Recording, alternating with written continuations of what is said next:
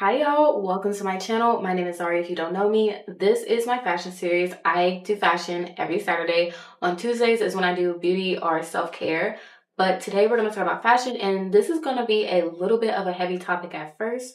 We're going to be talking about black hair, how I use hair to elevate my style. But me as a black woman, it's important to touch on where this even originated from. I'm going to touch on it a little bit. We're going to do a history lesson, and it does get deep. So just strap in, grab a snack if you need to. We're just going to make sure we cover a little bit of the origin about why our hair is so important to us, because in current times, there's a lot of discussion around black hair. Let's just go ahead and get into it. Starting off in Africa, hair was used to show status, class you were in, or what tribe you came from. Also in Africa, what we see now in modern styles, like how people do protection styles, we see them as or some people will see them as unusual, unorthodox, and that comes from the stylings of women in tribes where they would use string to elongate their hair. Additionally, the creams that they used, the Chebe tribe. I really want to take the right words when I'm describing this.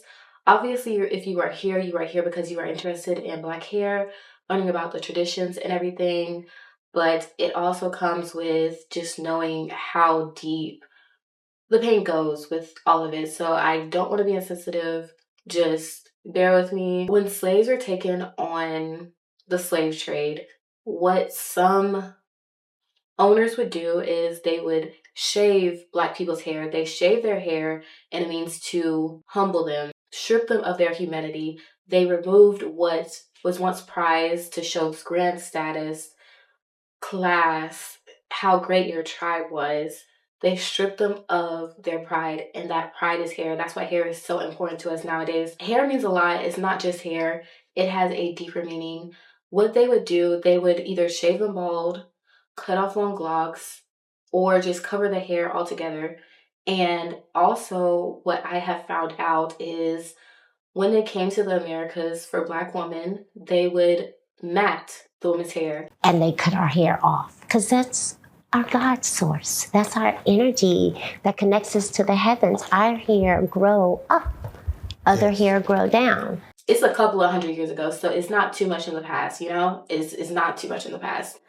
But they did those practices on purpose, and I feel like it's lasted with us till now. The way hair is seen when it's shrunken is judged almost, and it's sad that it's judged, but it came from slave owners mattifying the hair. So once again, black people would not see the pride in themselves. Another practice of slavery is black women just could not be seen with their own hair. Like I said, they matted the hair, they cut the hair, but it just wasn't okay for black women to be seen with their hair out. That's why you see in a lot of these slavery pictures, black women's hair was covered.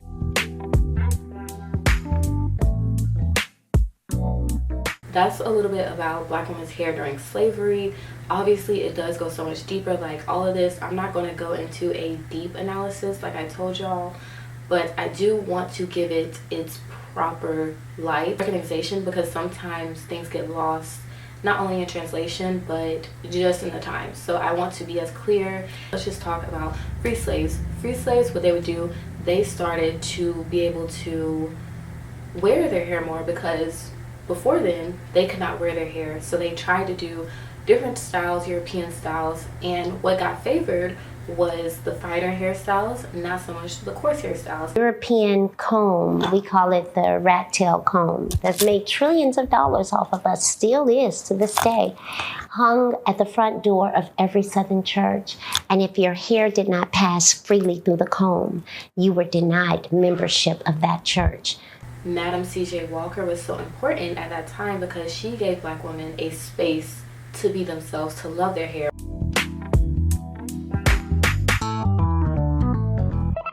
Talking about restrictions on black women's hair, in New Orleans, black people are not free.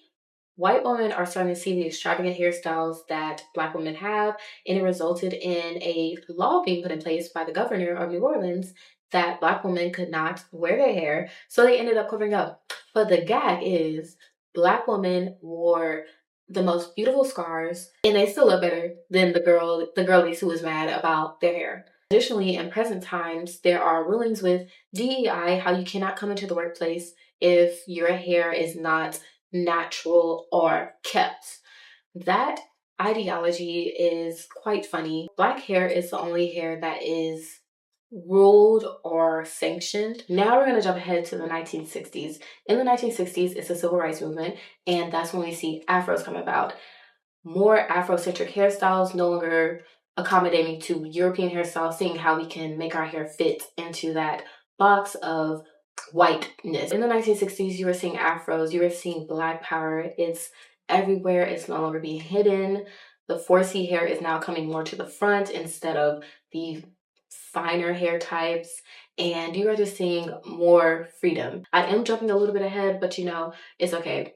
Lauryn Hill, Black hip hop artist, truly started the boom of Black styles, Black art becoming pop culture, because once they started breaking out of the box, not conforming, and making their own way with street style and all these other things, they made sure Black people were seen at the forefront and they were not hiding it. In the early 2000s, that's when I was born. So now this is going to be a little bit of my personal experience. And in the early 2000s, we are seeing hair shows for Black. We are seeing hair shows. Hair shows are a big, big thing.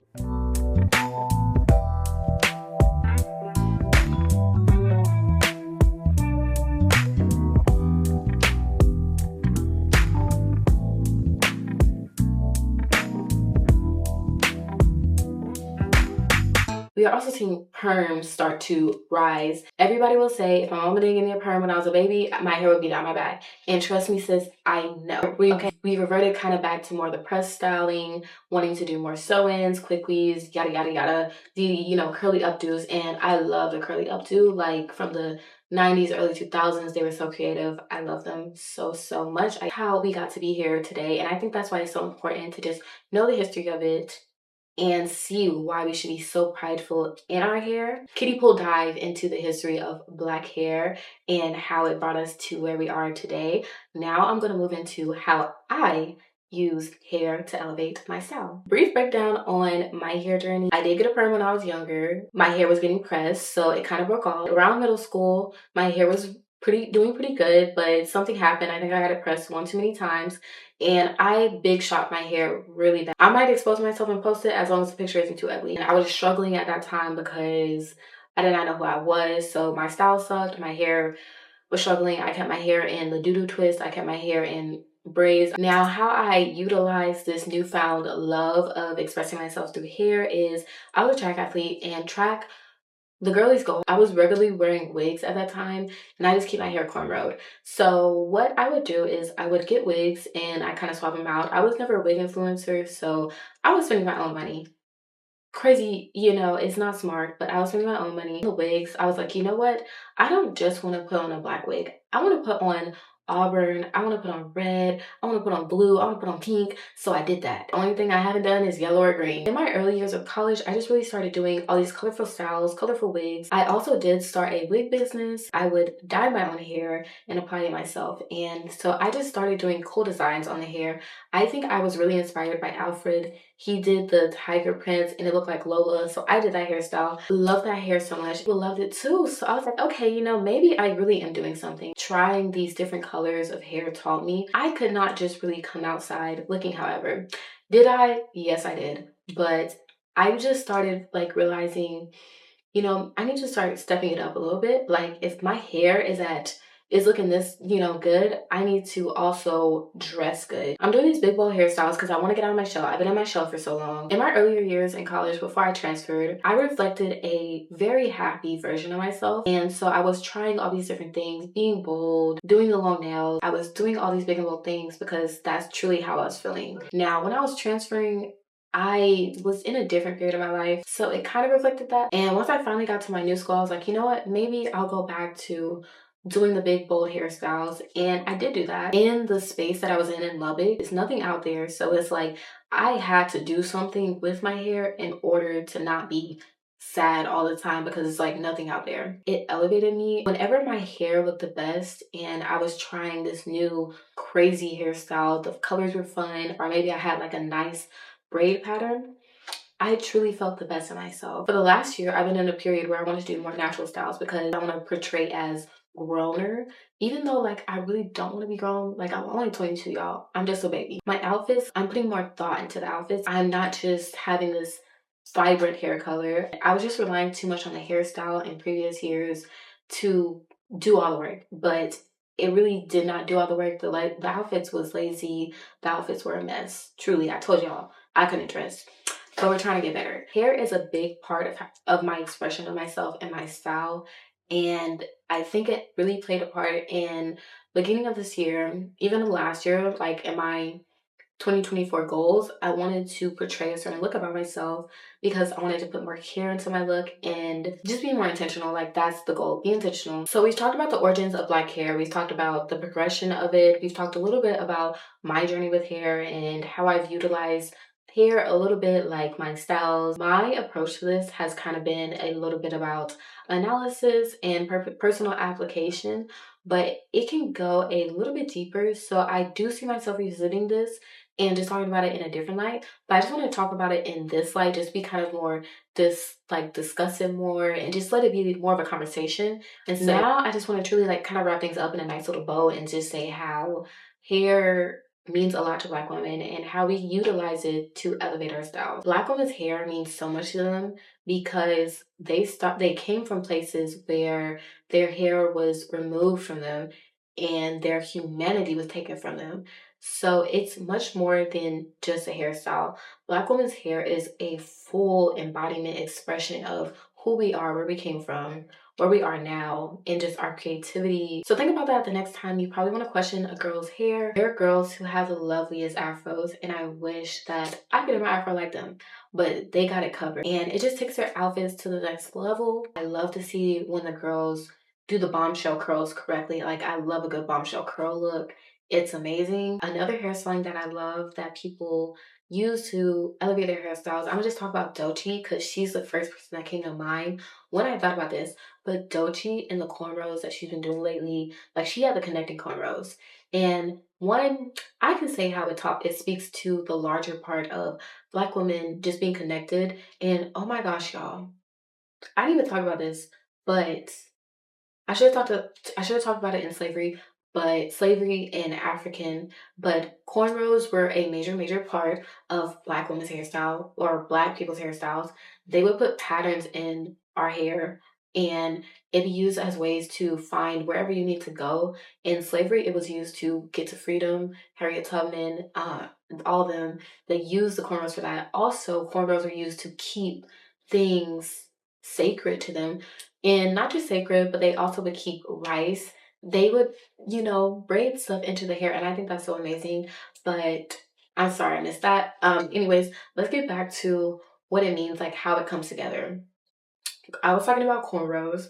Cornrows are a nice statement. I said I don't like them on myself personally, but I love when other people do nice creative styles or even just like a nice sleek all the way back, straight backs. They're cute. I can go on and on about stylings that black women do with their hair, but truly is no limit. Like, and I think that's what's so beautiful about black hair.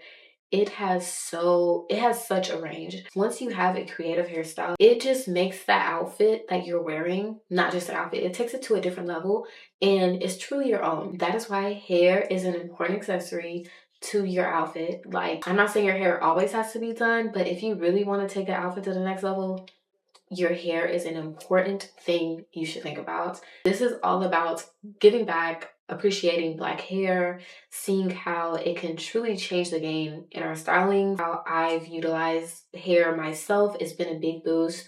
Like I said, I used to be like a lot shyer, but even just wearing the hairstyles myself, I have seen a change in how I go out into public. I just go out more emboldened. This is going to wrap up today's fashion episode. I hope you learned something. Follow me on anything. I just cannot wait to see what new things you are doing with your hair because black girls, we're always coming up with something new. We are always coming up with something new. And I just want to see like how you're using your hair to take your outfits to the next level. Like I said, we are limitless in everything that we do. Our hair brings so much power to us, to where we came from. Do not let anybody dim your lights. Go out, be bright, take that outfit to the next level. If you made it here to the end, don't forget to like, comment, and subscribe. I love hearing from y'all. And also, I want y'all to keep seeing more of me. So subscribe, come back on Tuesday. I'll see y'all then. Bye, y'all.